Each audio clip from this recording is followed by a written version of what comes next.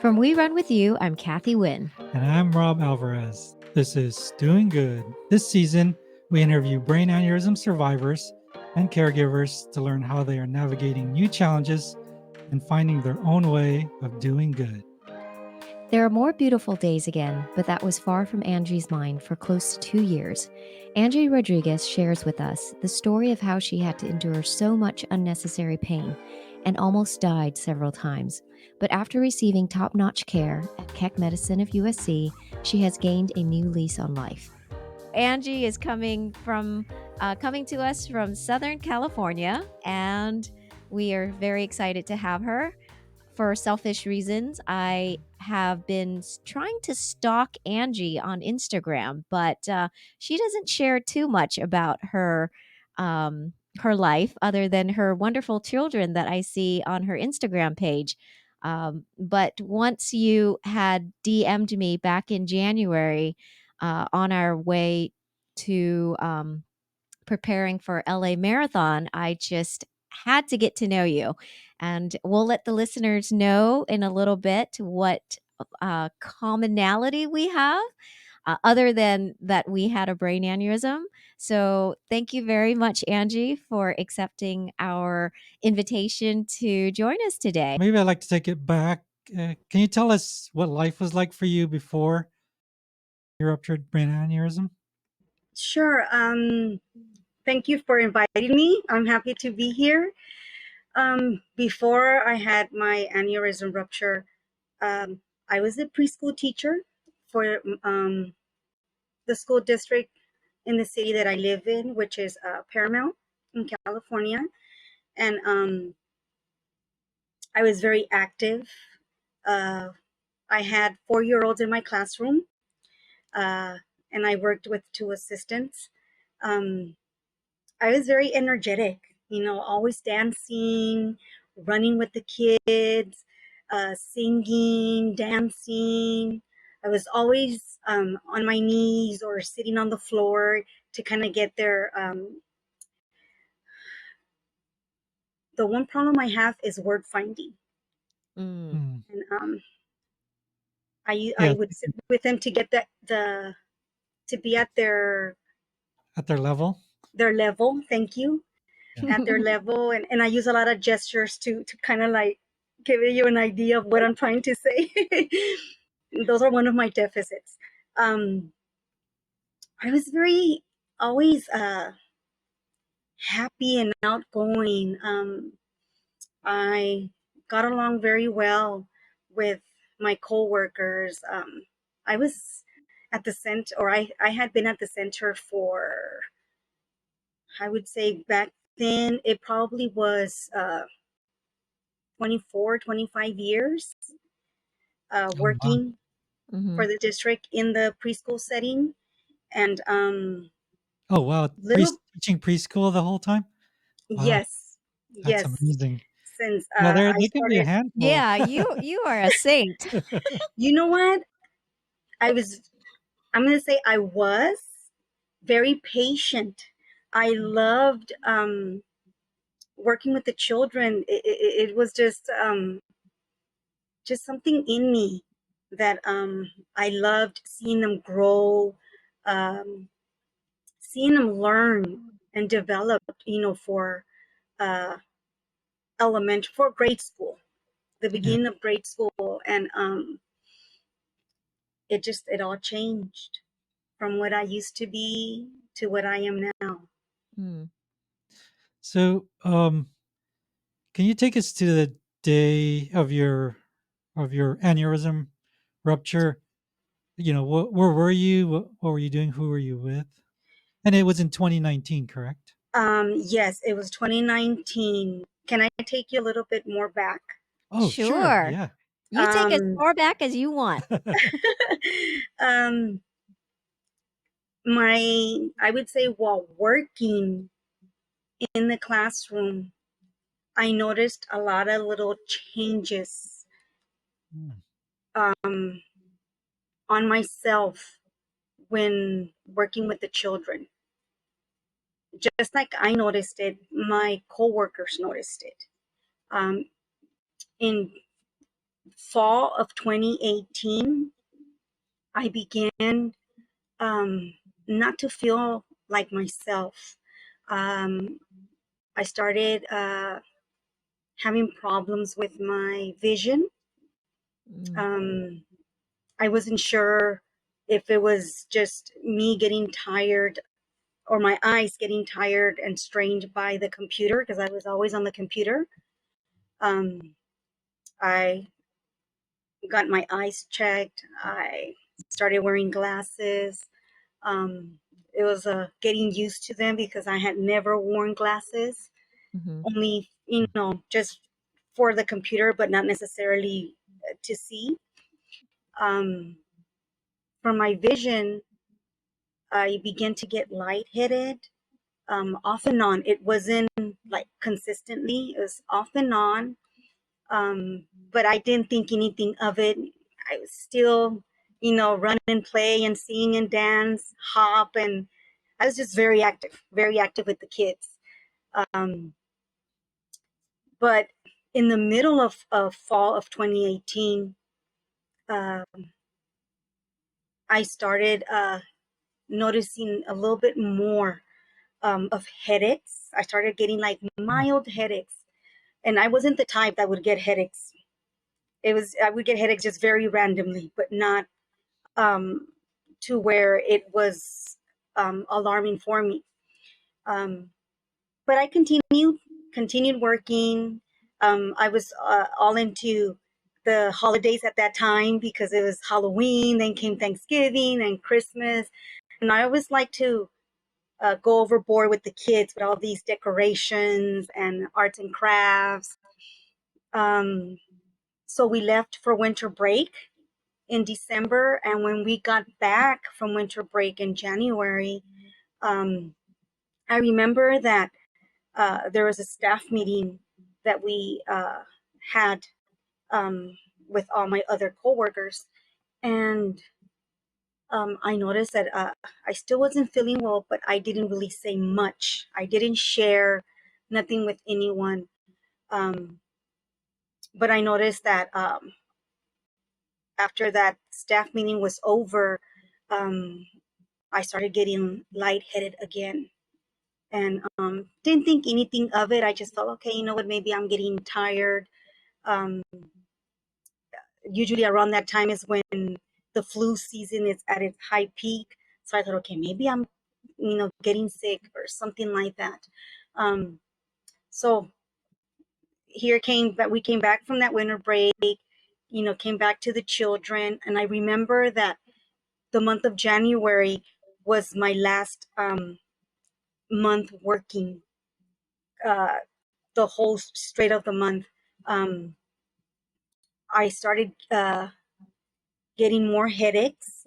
There was moments where I would, how can I say it? Um, I would get these strong headaches to where my vision would be blurry, and I would like kind of feel like I zoomed far away. Mm. Is oh it wow. correct? Zoom, or like, but I just felt like I was far away from everyone. I could Really? hear the children and my coworkers far. So I thought, okay, what's going on? And I remember that I quickly went into the kitchen area. There's a door in the classroom that took us to the kitchen area, and I quickly went in there, closed the door, and I was kind of like, just taking deep breaths, like what's going on. Um, I remember that I called my doctor on that day, and they Uh, thought, maybe you're having a stroke. You need to come and see me right away, which Mm. I did. There was like maybe 2 times, 3 times the most that happened to me, and I had to quickly go to the hospital, but they said it was nothing, everything was fine. After that, my headaches began to get even worse. Um, they began to be migraines. It was very uncomfortable to work in the classroom. I wasn't all there concentrating or focused with the children. Um, I had to go to the doctor. And I remember that around that time, I was going to the doctor very often. Um, so the doctor put me off work because she noticed that I really wasn't feeling well. So between the ends of January all the way to July, I was back and forth with the doctors. I wasn't working anymore. I was off on medical leave.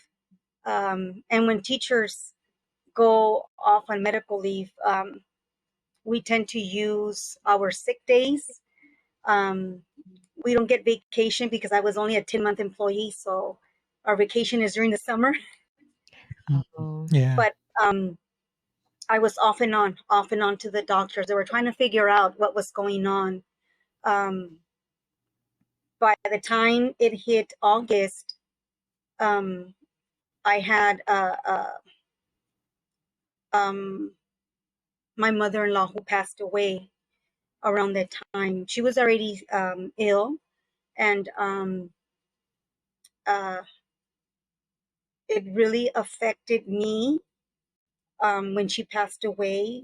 We had a strong bond um, before she passed away. Me feeling ill, and then her going through what she was going through, um, which was cancer. Kind of we created a bond together, sharing our feelings. Mm. Me not knowing what was going on, and her knowing what was going on. We try to help each other emotionally. But around that time, um, besides me um, being sad, because of her passing, I started getting headaches again. Um, the most I remember is that uh, school had begun again in August, and I was only back for one day, which was um, getting the room ready and Mm. doing allowing the children to come and visit and doing a parent meeting before Kind of Okay. like school. orientation. Orientation. Yeah. Orientation, thank you. Yeah. An orientation. So I was back for orientation, and the students visiting the classroom, and then that was it. I started getting the migraines again. I wasn't feeling well. My mother-in-law had passed. That first day of school is when she passed, which was August 20th. I have my notes because I had them ready in case I That's forgot. all right. Um, We like prepared guests. yeah, August 20th of 2019 is when she passed away. And I was trying to think, August 20th, no, August 21 is when she passed away. And I didn't go back to work. We had her funeral services, and that I pretty much hit rock bottom there. I was Mm. scheduled to do an MRI that the neurologist had requested, and I didn't do it because that was pretty much the week of her funeral services. I forgot about it. I didn't attend it. So the following week, the headaches began even more, the migraines. So they had rescheduled uh, the MRI.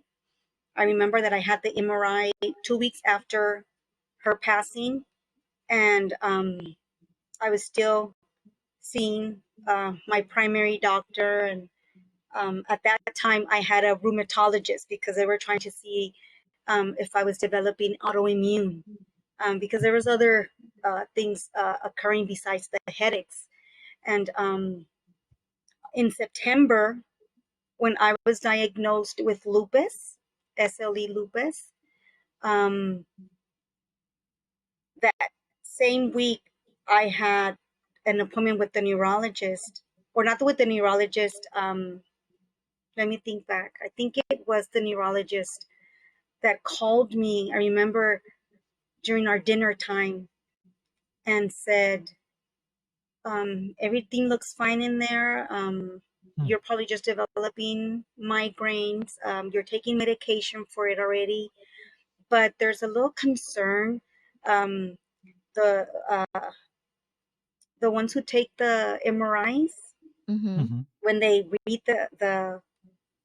the scans or whatever it is that they do, Yeah. um, they said they put down that there is some type of a they didn't call it aneurysm. They had put not a it's a different word like to describe a bubble, and Like a weakening of the vessel, like something like that. Like that. I can't really, and I was trying to look at my notes, but I can't really remember much of the words that they used. But it was a word that I don't really hear, mm-hmm. and so she wanted to refer me to the neurosurgeon. So I thought, okay, if she's referring me to the neurosurgeon, that must be concerning. Like there's just something that's not right. But I didn't want to think anything bad, so I just kind of like let it go, um, up until the appointment came along, and everything was done quick when it came to the appointment. But by the time we reached October, my headaches were being Mm. more constant, and I remember as far as November 8th. After November 8th, um, it's I remember like very little, Mm. but I know that between October and the middle of November, if I can recall, my headaches were constant. And at that time, I was going to the doctors.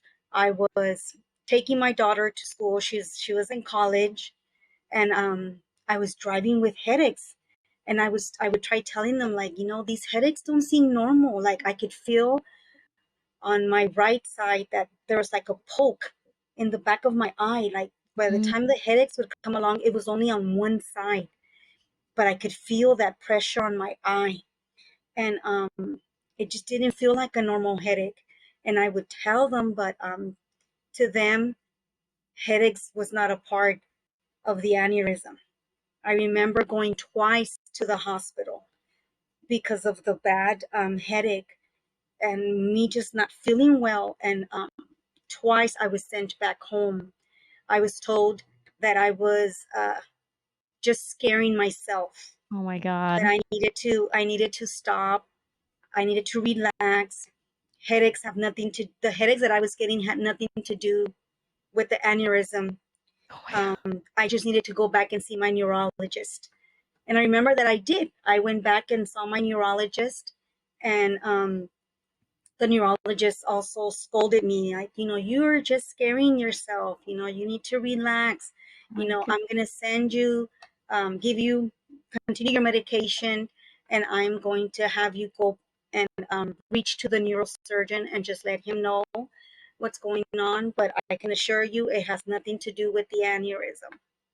Well, you know, I felt, okay, they're the doctors. They know what's going on.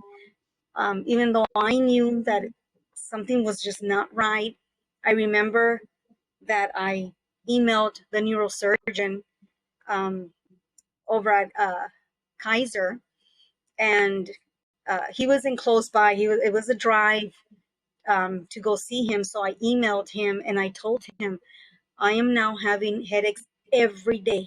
Every day I'm having headaches, and it's only on one side of my head. I could feel the pressure on my eye. Um, it's making me nauseous. I don't feel well. And they ended up call, calling me so I can see him. I saw him, and he said, okay, the aneurysm, they did an angiogram, and Uh-huh. he said the aneurysm um, is, if I can remember, it was seven and some point something. Mm-hmm.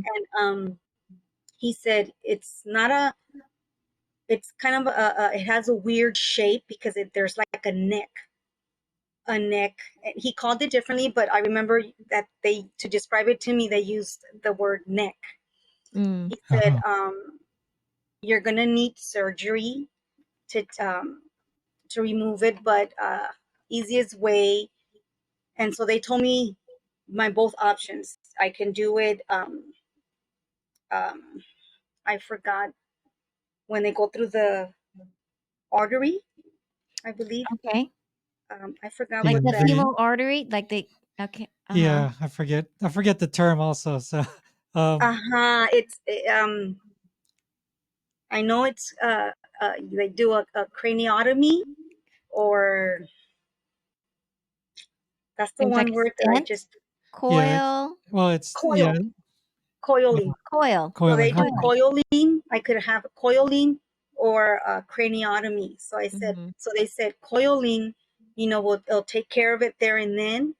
It's just we don't guarantee that it's going to go away. There's probabilities of it coming back. I Mm-hmm. said, well, I said I don't want to feel the way I feel now or how I've been feeling these past months. I said I'd rather go through craniotomy, just get rid of it. I said I'd rather have it um, clipped, clipped. Yeah, clipped Mm. instead of coiling. And my sister was there with me. She flew from Vegas here to go with me to that an appointment because she also didn't feel comfortable with the way I was feeling. And I remember that he said, "Well, think about it. Think about what you want to do, um, and then let me know. But don't wait too long." I said, well, I don't have to wait. I rather do the craniotomy and just clip it. I rather do the clipping than the coiling. They said, okay, then I'm going to go ahead and write it down. And I'm going to have uh, his assistant, someone he worked with, to call me to schedule my surgery. Um, so that happened the beginnings of November. By the time, I would say middles of November, because I can't really remember the exact date, um, I called and I said, no one's reached out to me, but Oh. these headaches are not getting any better. Like I can't drive anymore. I'm afraid of driving, and just something occurring like in my mind. My worried was, what if it ruptures? Like I Mm-hmm. was already told what can happen, you know, um, and I was afraid. I was already worried, and so they said, well, um, there's no appointments available for surgery. The doctors are booked. Um, we're going to have to put you on a waiting list because there's other people that are more of an emergency than you, which Mm. I understood. Okay, you know what? Maybe there is. Um, I said, how long do I have to wait? And they said, well, we can't tell you, but as soon as a cancellation comes along, we will call you. Right now, you're on the waiting list. Oh my goodness. So I thought, okay, what do I do? What do I do? And that's as far as I'm able to remember. According to my family, on November 20th, which was or happens to be my oldest son's birthday. I have three children, three adult children right now. And so my son, that's his birthday, November 20th. According to my husband and daughter, youngest daughter, um, she said that day I woke up with a really bad headache and that I took medication for my migraine. I was laying down pretty much the whole day. She did not go to school that day because she saw how sick I was feeling. So Mm. she allowed me to rest. She said that my husband came home from work, and because it was my son's birthday, um, I wanted to make dinner for him because it's something that I do every year. Mm-hmm. And she said, we went to the store. You were stubborn. You still wanted to go to the store. You were telling me what to get. We came back home, but I ended up doing, she said, not myself, but she ended up doing the enchilada casserole because I was still having the bad headaches. So that I went back to lay down on the couch while she was making the casserole. Um, and she said, by the time you woke up, everyone was already coming back from work. My middle child um, and my son. And then they invited, according to what they say, some friends. I don't remember any of them being here at the house. They invited 3, 4 friends to come over. They said they brought 2 cakes, Mom. You had dinner, like you ate very well. You had cake from both cakes that they brought. You were like super happy. We couldn't even tell that you had a headache. Mm. They said you were making jokes on 2 of my friends. Like they were just kind of like, what's going on with your mom? Your mom does, she's never like joked around with us like that. They said you were just, you know, too happy. I don't remember any of that. They said, but my dad noticed that you were, you know, kind of not making sense. So he felt, okay, we need to go to bed now. It was already like 10 o'clock at night. He said, we need to go to bed. And you went along. You went along with Dad. You went and changed your clothes. Everybody was helping me clean. This is my son and my 2 daughters telling me. Everybody started, leaving. They helped us clean. They left. Only my son's girlfriend stayed around. And then one of his friends, um, he was in the living room talking to my daughter. My son went with his girlfriend in the kitchen. And then they said, couple of minutes after 10 o'clock, um, my husband went to sleep. I was just laying down watching TV. My middle daughter said that she went to the restroom. I was just, laying down watching TV.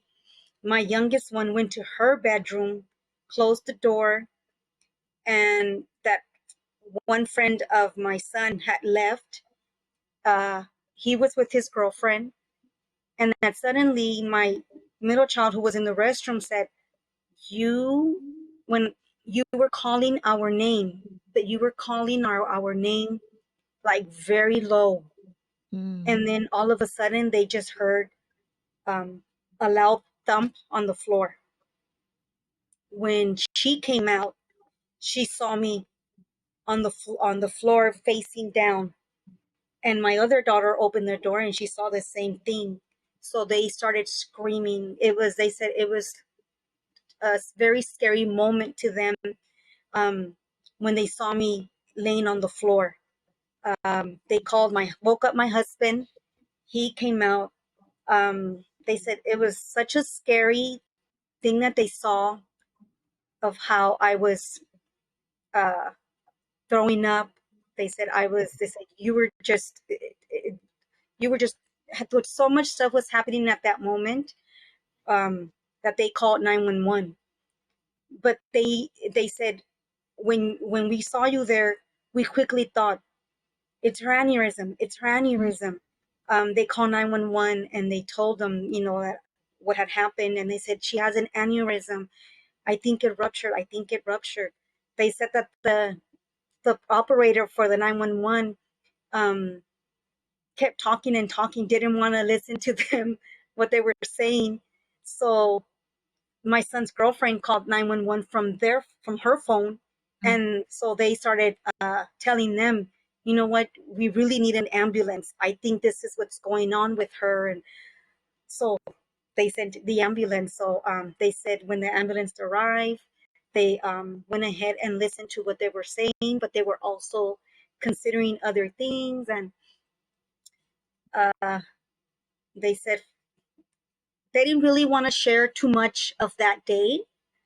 Um, Only my daughters were the ones who kind of walked me through a little bit, but barely this year my son has shared a little bit more because he said that day all the way to the hospital because he was the one who went in the ambulance with me.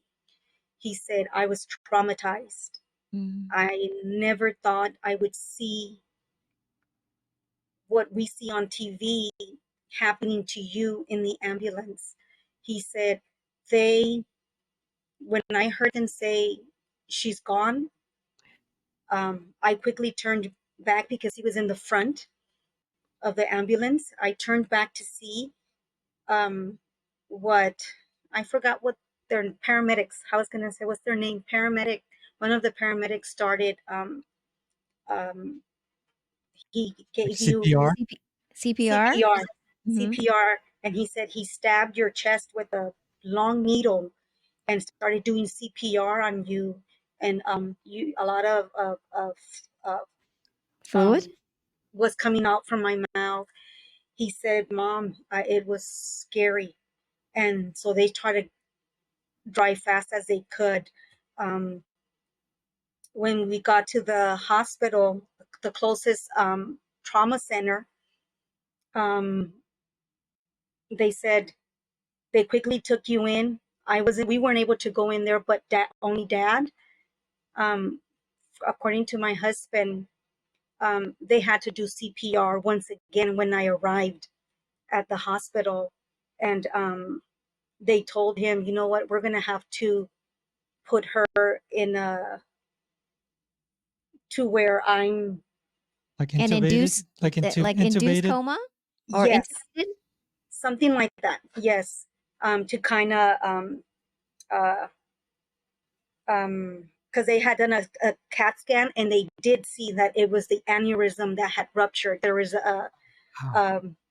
bleeding Mm. Yeah. inside, and they didn't have the right specialty there to take care of me, so they started calling Kaiser, since that was my insurance. They started calling Kaiser, but Kaiser didn't have any room in either hospital that they had nearby. So the doctors there were trying to quickly find where to send me so I can be taken care of. Um, so they one of the doctors there, a neurologist, um, happened to say, I know someone from Keck. I know someone from Keck. Let me make a phone call. So I guess he called Keck and they said, we'll take her. You Mm. know, we'll send the helicopter or the ambulance with, and so they said, you know what, it's not far away, send the ambulance. And that's what they did. They sent the ambulance, and by the time the ambulance came, they couldn't put me in the ambulance because they had to do CPR once again. And so they said, okay, we're going to have to do this fast. That's what my husband said. They said, we have to do this fast. We don't want her heart to stop again. And so they said they were going to put me back in the ambulance. And there it goes. It happens again. So they told my husband, call her, talk to her, so she can hear you, that she's not alone. And he said, he started calling out my name, started talking to me, and they said, okay, she's back, go. And so they drove as fast as they were able to in the freeway to get to the hospital. They said, we got there, they quickly put you in. The doctors, all specialty, there's a lot of doctors there waiting for you. And they said they put you in. All the family arrived. My immediate family here arrived to the hospital. They went ahead and put you, or they kept you in that induced coma, or is it coma, Mm-hmm. or is it Yeah. um, Mm-hmm. Yes. to kind of bring down the The swelling. inflammation in the head, something Mm-hmm. like that. Um, and they said you arrived there early morning because it happened at night. So the next day, early morning on the 21st, it must have been, I think, 4 or 5 in the morning when I arrived there. They said they had you, they were taking care of you monitoring you, because I needed to speak to the family to see so they can know what was going to be the next step. Mm. And so they remember Dr. Russin, they remember Dr. Mack. They said there was lots of, because it's a medical school. Yes. They said there's a lot of people there, and they said this is, they kind of walked them through the steps that they were gonna that of what they were gonna do, and they said, and here came your surgery in the evening, and uh, they said everything went well, but they said, we can't assure you anything yet, um, because we have to wait, within the next days to see, Mm. how everything goes, if the surgery was actually, a success. And I was kept in the ICU. uh, I don't remember much of the ICU up until, because I was there close to a month, Mm. so I think I only remember the last 2 weeks. um, Several nurses that took care of me, they were all wonderful. Mm. My family was very happy that I ended up in that hospital, because they said that I was well taken care of. Everyone was very positive, um, welcoming. Uh, that night, they said when I went into the ICU, there was several families in the waiting room with them, and um, they said two of the families that were there, also waiting for news of their family member, um, didn't get happy news. They said, "Mom, they passed away." Um, so that made us more nervous, about you. But they said, "You know what? We will always be, content with Keck. Dr. Russin, Dr. Mack, all those doctors that were there, the nurses, um, just everyone who was, going into your room to care for you. We will always be grateful because they saved your life. Yeah. We will not forget Yeah. Well, from that if night I up." can interject really quickly, because I Uh-huh. have to, I can't hold back anymore. I am so sorry, so incredibly sorry for what you had to go through. Um, that is, the system failed you. The Mm-hmm. medical system failed you. And that it's just so frustrating because, in a sense, your story and mine is quite similar.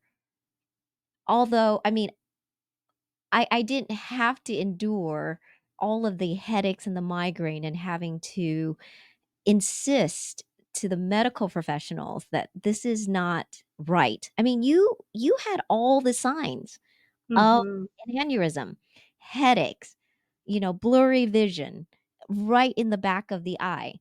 And it just baffles me that they did not take you seriously. And why I say that our stories are similar is because when I had collapsed and went to the hospital, they did not believe. Well, I was unconscious. I couldn't advocate for myself. You were advocating for yourself, and you were not believed.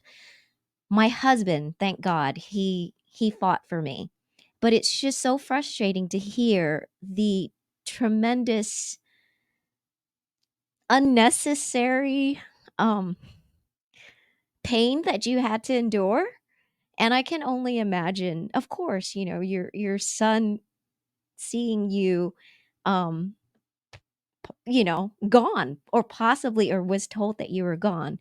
um like I said, I'm gonna refrain from saying anything that I may regret, but I just want to say that I am so truly sorry, and I hope the listeners can understand that this is so frustrating, and I don't know if it's because we're women. You remember when you told us that, you're doing it to yourself? Yes. That is just so Wrong. wrong, unkind, and it's just it makes us feel like we're just not valid. We're not being validated. Um but on the bright side, I am so happy that the neurologist called Keck, good old Keck of USC.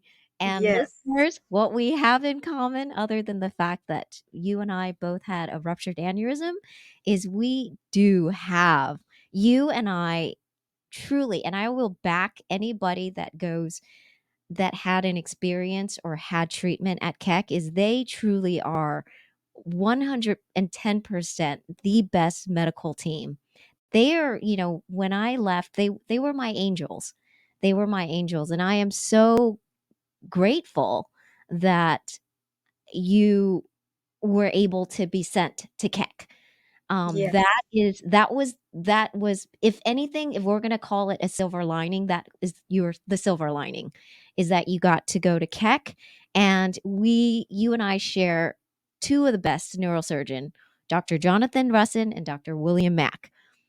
So, and that is the reason why in the beginning of this interview, that is also why I wanted to learn more about your story and hear about what you went through. And I think it's so necessary that anyone listening to any of our conversations with brain aneurysm survivors is that, we really need to advocate for ourselves. And even then, isn't it, it's so frustrating that we're not even believed. um so I'm sorry, I had to I'm like shaking right now because I'm just so frustrated. But thank goodness you're here and Yes. you're talking to us. And but I'm sorry, I'm gonna continue. I'm gonna let you continue talking about your story. But I was just so frustrated for you. And Yes. um, And I understand your frustration because till this day, um, uh, I follow a support group, the Bufounds, and I follow uh, I forgot I forgot the name. It's for brain aneurysm, but um, whenever I hear other people in the support group sharing their stories, mhm, you know, they all talk about headaches. So in my mind, I'm thinking, why is it that they're told headaches have nothing to do with aneurysm when looking at the research, that is headaches the is like number the one big reason. thing. Yeah, that's the That's number. the Uh-huh. main cause. Yeah, That's the main symptom. And so after I left the hospital, it's when um, I wasn't able to recover right away because I came out before Christmas, which was really good. I was happy. Um, uh, but I do want to share that while I was in the ICU, the one thing that the nurses there did for me, and that's the one thing that I remember, and um, is it was December. I love Christmas decorations. I would always decorate my classroom for that holiday. I would just go beyond myself with the Christmas tree and the stockings. So they had to, I guess they had to ask for permission Mhm. if they were allowed to put a Christmas tree so I can be able to see it from my room. And they did. They surprised me one day. My curtains were closed, and I don't remember quite what time of the day it was, but I know that my sister was there and my daughter, and they said, "Oh, they have a surprise for you." So the uh, physical therapist Mhm. that was giving me therapy there said, "We're going to take you for a walk," and I remember that at that time I was not walking great, but I was able to go out there and see the tree. And I remember when I saw the tree, I had to quickly go, look at me quickly at my slow pace, go and take a picture. And I have that picture with me. Um, You're gonna have to whenever show I that. see it, whenever I see it, I get reminded of how amazing the staff there at Keck is. Mm-hmm. Um, just what they do to uh, uh, motivate a patient. Mm-hmm. Um, but when I came out, um, I ended up losing my insurance. I lost my job as a teacher. Um, I remember that January was the last month that I was employed by the district. I had already used up all my sick days, and I was on FMLA. FMLA, I think that's what it's called, Family. Medical Medical leave. Leave Act. Yeah. Hmm. And so there was nothing else to do but lose my job.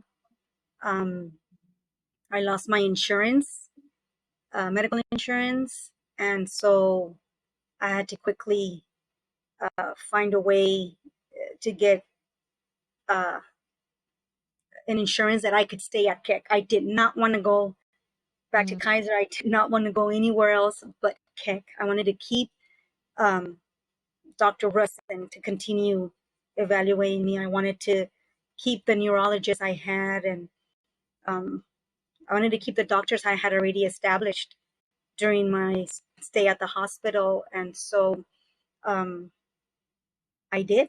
I did. I was able to buy uh, insurance through the Obamacare, I think is what it was called. Yeah. I don't know if it's still called the same way. Um, but I stayed at Keck, and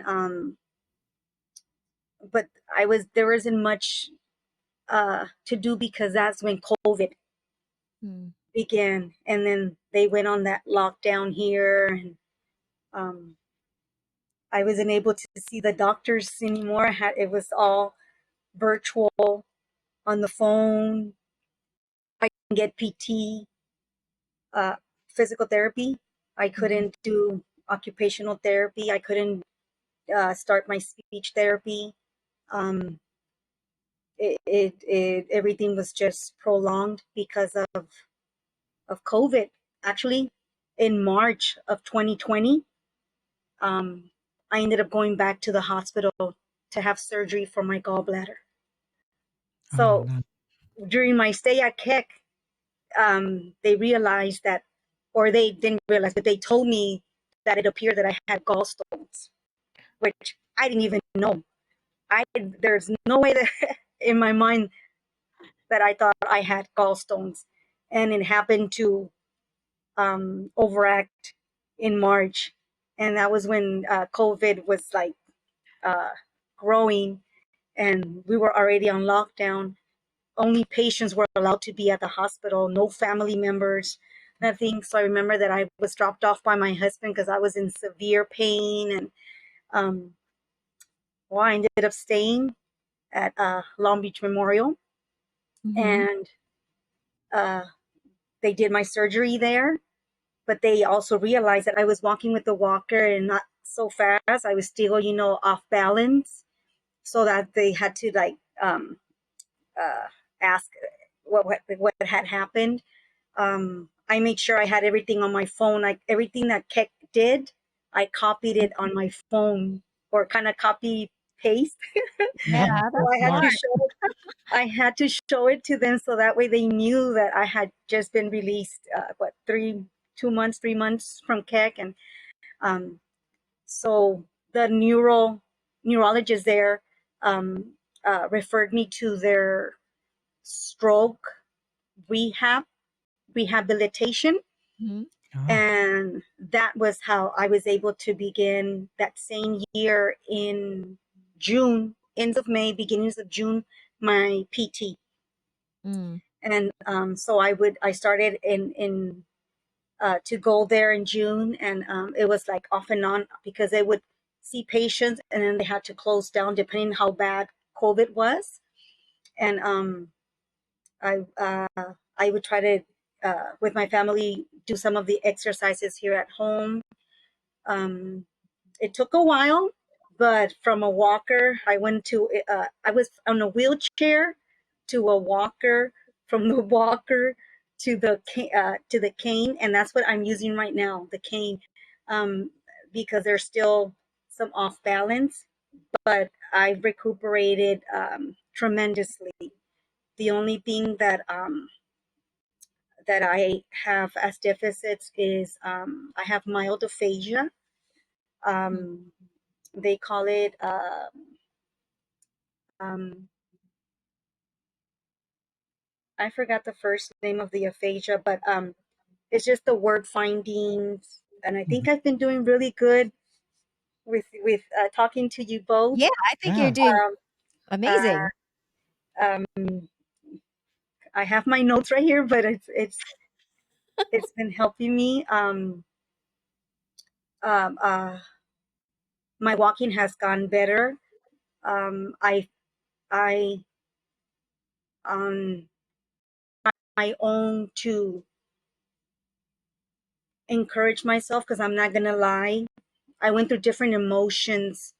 Uh, the first, I would say 2020, 2021, maybe 2022, I started getting better, but um, I didn't know why I was angry, why I was crying, why I was scared, why, like um, my family says that they didn't even know how to help me or what to say or what to do because I would react just differently. Um, Mm, uh, they couldn't joke with me because I was already crying. They couldn't mm, say anything to me because I was already angry or and I didn't understand what was going on. I just wasn't up to this point. I have moments where I don't feel like myself. I still go through confusion. Um, I get tired so easily as it is. I have lupus, and that also carries the fatigue. Um, they said that having the aneurysm rupture, just the trauma in the head, that also causes neural fatigue.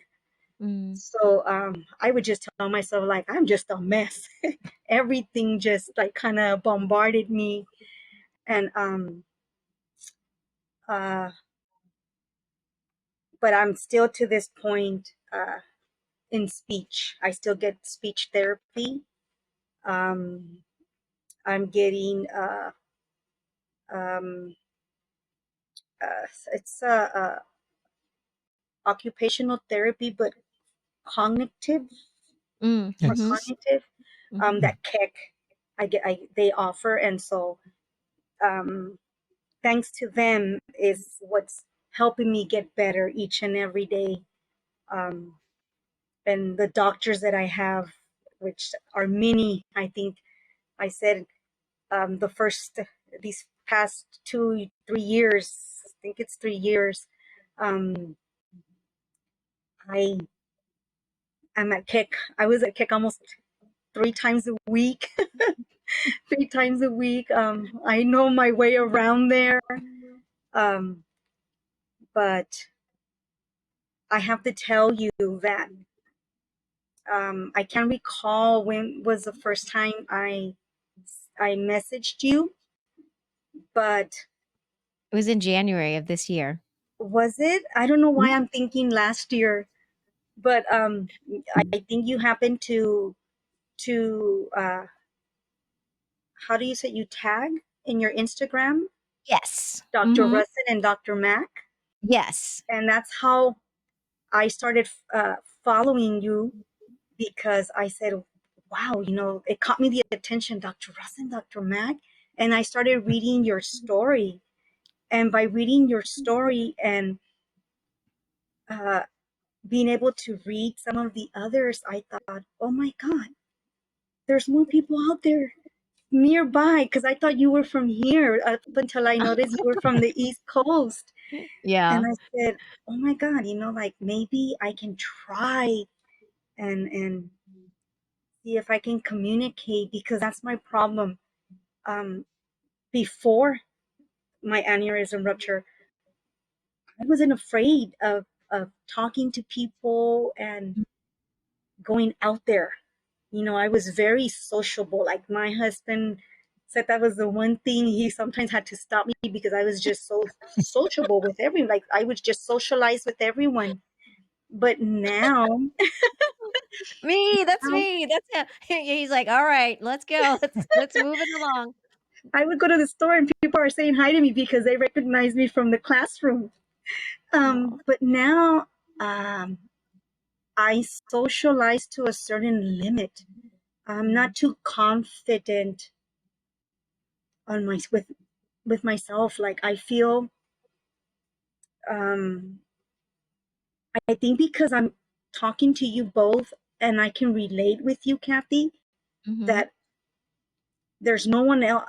At least I don't see no one else around that I'm comfortable just talking and sharing um, what happened to me. I don't do this um, when I'm around with other people. I really have to feel comfortable, even with people who I worked with or who I was around with. Um, I it's kind of hard because they'll ask me, "How are you?" And my word is, "I'm doing good. I'm doing good." Mhm. But because every day is just a different day for me. I'm blessed, I'm happy, and I thank God I'm here. But there's just something that I know I feel different about myself. Well, I think what's and correct me, and perhaps I'm just talking for the masses because we've hear it so much. But I think a lot of us feel like even though we're still here and obviously of course we are grateful to still be here with our family and to be living. um I think what it is a lot of times we feel like we've lost our old self. We are mourning who we used to be, and Yes, you always are wondering like, what if? Um, yes, and what if? And especially in your case too. What if they had just believed you the first time? And the thing is to have you schedule an appointment, without having you endure that rupture and all yes, of the emotional um, consequences that came from that. Your children seeing you, from the ambulance ride with your son. God, that still gets me. Um, but yeah, I think a lot of us survivors will understand, that there's just we get it. There's this. We're here, but there is that loss. We are mourning our old self. yes. I Yeah. also, I think what's also affected me is, or not affected me, but I'm thankful to my family. I'm thankful to Mhm. my husband and my three children. I'm thankful to my sister that lives in Vegas. And then I had another sister that lives nearby, that both of them took the time uh, from work to be with me in the hospital. So this way Mhm. my husband can continue working as well as my children, because I was the one who kept everything in order. Like I Yeah. was the one who would help, you know. You were the Uh, glue. You were the yes, glue. yes, and I I felt, I don't want to say I felt bad for them. I'm thankful, but I just kind of at times felt like a burden because I wasn't allowing them to work Mm. like they were supposed to, because they had to take turns to take me to my appointments. Um, I'm not able to drive still now, and my thankfully my son has a he was able to move a step higher and works from home, that he Mm. can build his own hours. So now he is the one that takes me to my appointments, which now they're less. But it was just something even for them to endure, because not just a traumatic experience that they had when I collapsed and when I was in the hospital, um, but keeping up with my appointments, um, having to uh, take care of me, um, do the exercises here at home, uh, deal with my different emotions, um, taking over what I used to do, which is the grocery shopping, um, the cooking, because it took it. I don't know how it was for you, Kathy, but for me, I had forgotten how to cook my recipes. They Mm. they said that I was very impulsive when it came to the hot plates, um, the griddles. Like um,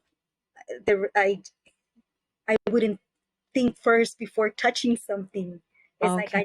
I had to Mhm. relearn, and it's to me, now I do a lot of research, and it's just amazing how Dr. Russin and Dr. Mack have that gift of, you know, uh, when it comes to the brain, Fixing um, brains. and how the brain works when it's gone through trauma. Mm. Yeah. And I, I say I have compassion to all these survivors, because Mhm. you and I pretty much know what they've gone through, what they're going through when it comes to the before that I felt before my injury and the after. Because the after is, I think it's Mhm. the hardest to deal with. Um, uh, and to me, it doesn't make it any better because I live across the street from where I worked. Mm. So when I came out of the hospital and these past years, I would see my coworkers coming out of the building. I would see the children who I never did teach coming out of the classrooms. I would hear them playing outside.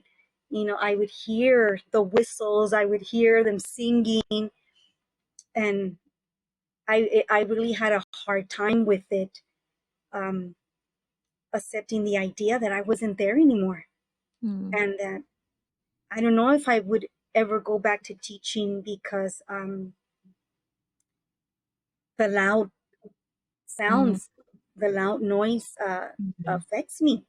I can only imagine what, the loss, the frustration that you must have felt because wow, you live across the street from the school that you used to teach at. I mean, stab you. Yes, I'm so- yes. It was just, it's hard, and I've never really uh spoken. Does that make sense? Spoken. yes. I feel like I'm saying the wrong word.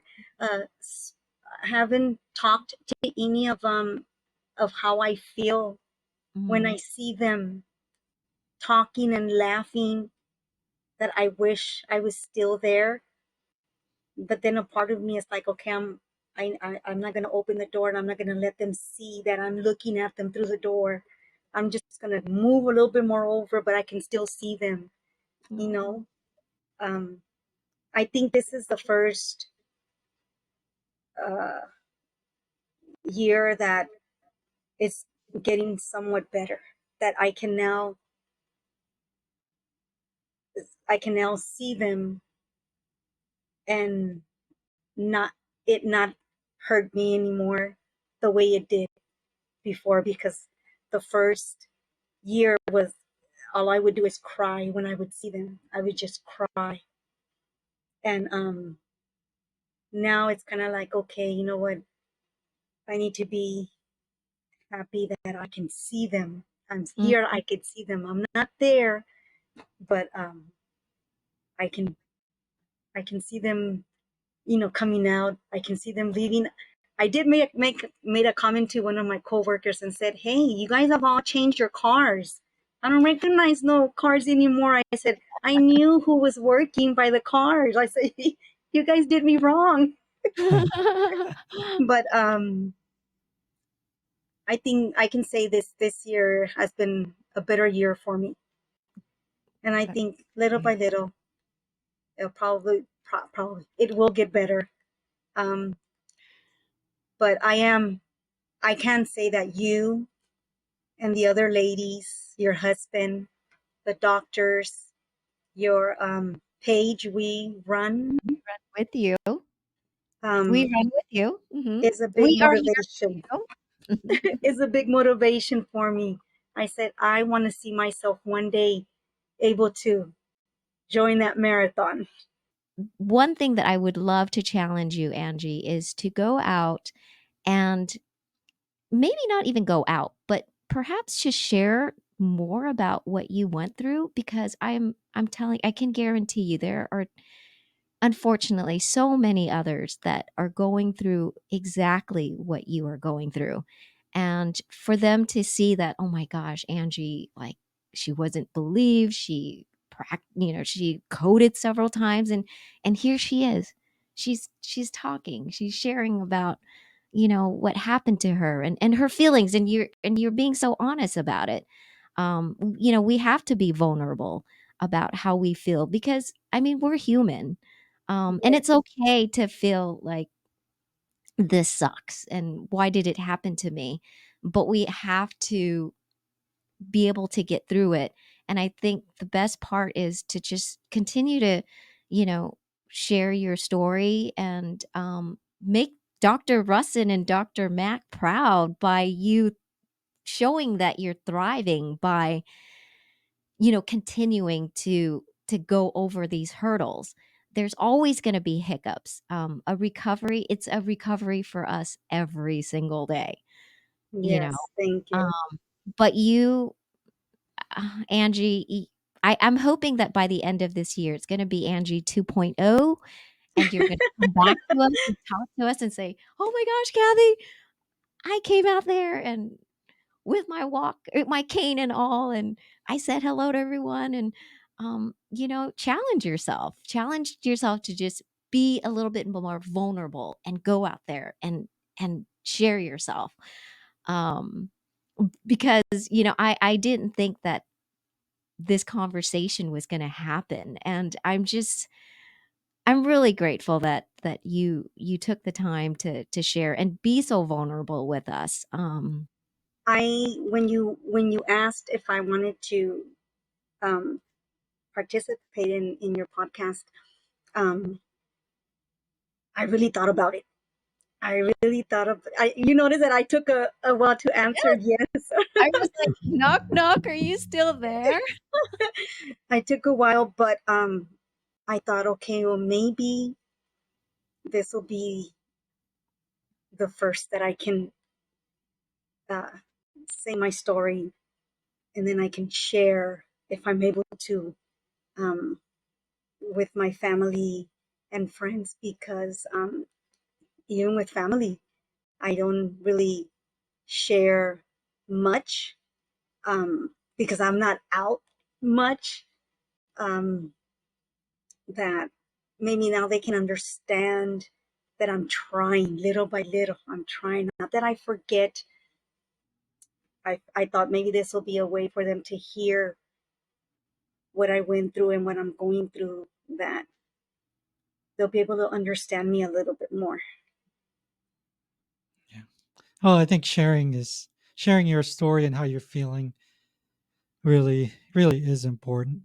And I do have, just to put this podcast to episode to a close. I just have one more question. If you could share, one bit of advice to anyone out there that may be going through the same thing you've gone through in the past, few years, what would that be? I'm gonna I'm gonna share the advice that was given to me when I was at Keck in the ICU. Um, if you feel that something is not right in your body, you keep pushing and pushing until something is done. Do not let them tell you what they think it is. Keep pushing, even if you have to exaggerate, but keep pushing, because this happens a lot. Hmm. This happens a lot to people. That's really great advice. And I just want to say, like Kathy said, thank you so much for sharing your story. I think a lot of people will get so much value from listening to your story and being able to relate and also learn from your experience. So thank you so much, and we are looking forward to continuing to hear your story continuing, and hopefully you'll share more and more, Instagram or elsewhere, or just Yeah. with us. Yes. Just look forward to it. I know great things are down the road, so Yeah. thank All right. you. Well, One more thank. challenge. One more challenge for you, Angie. Okay. Okay. The challenge is going to be, because I keep saying you don't share so much on Instagram. I think the one challenge or goal that I would like to give you is to go outside with your cane, whatever it is, or take a picture with your just you, and just say, I am a survivor. I am thriving. I Sounds would love to see that, good. because Okay. you are. And I think, if, they, like they say, what is it? Um, no, see, now I'm going through a brain fart, but I wanted to say that it's what you share, your words, your story is really powerful. Don't forget that. Don't forget that at all. And realize that we run with you. We're always going to be here for you. All Thank right. you. I appreciate it. And So thank you so much for giving me the chance to be a part of this. Like I said, you know, you're a big motivation to me. And just seeing your page is what's helped me to come out a little, and start doing other things that I know I'm capable of. We Run With You is a nonprofit with a mission to improve the lives of people suffering from brain injury and disease by funding research, raising awareness, and providing support for survivors and their families. Find out more at werunwithyou.org. Thank you so much for joining us today. If you enjoyed this episode, please subscribe and leave a comment or review. Until next time, keep doing good.